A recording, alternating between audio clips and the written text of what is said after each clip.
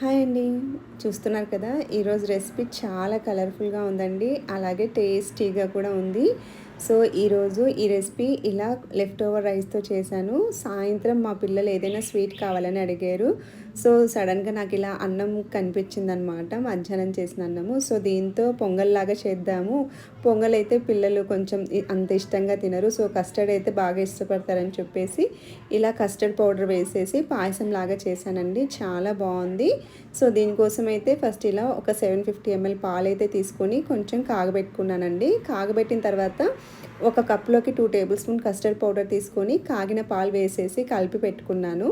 అలాగే మిగిలిన అన్నం కూడా ఈ గిన్నెలోకి వేసేసుకొని కొంచెం అక్కడక్కడ ఉంటలు ఉంటాయి కదండీ! చల్లగైన అన్నము.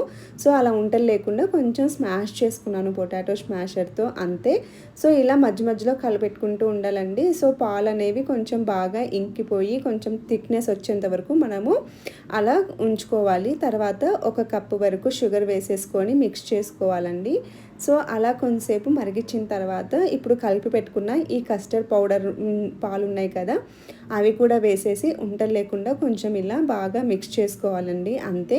సో, ఇలా కస్టర్డ్ కూడా వేసిన తర్వాత లో ఫ్లేమ్‌లో మనము ఒక 5 మినిట్స్ ఉడికించుకొని దించేస్తే మన ఈ కస్టర్డ్ పాయసము చాలా బావుంటుంది. సో, ఇలా దించుకున్న తర్వాత దీంట్లోకి కొంచెము డ్రై ఫ్రూట్స్ వేయించి వేసుకుంటే చాలా బావుంటుంది. సో, దీనికోసం 2 టేబుల్ స్పూన్ల ఘీ వేసుకొని పోపు ప్యాన్‌లో అలాగే జీడిపప్పు, బాదం పప్పు, ద్రాక్ష కూడా వేసుకొని బాగా వేపుకున్న తర్వాత మనం ప్రిపేర్ చేసుకున్న ఈ కస్టర్డ్ పాయసంలో వేసేసుకుంటే అయిపోతుంది. సో, కస్టర్డ్ పొంగలి రెడీ అనమాట. చాలా బావుందండి. సో, వేడిగా తిన్నా బావుంటుంది.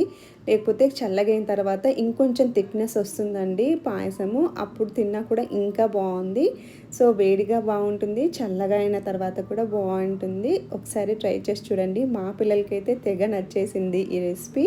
సో, మీకు కూడా నచ్చుతుందని అనుకుంటున్నాను. నచ్చినట్లయితే నా ఛానల్‌ని ఫాలో అవ్వండి. Thank you so much for watching.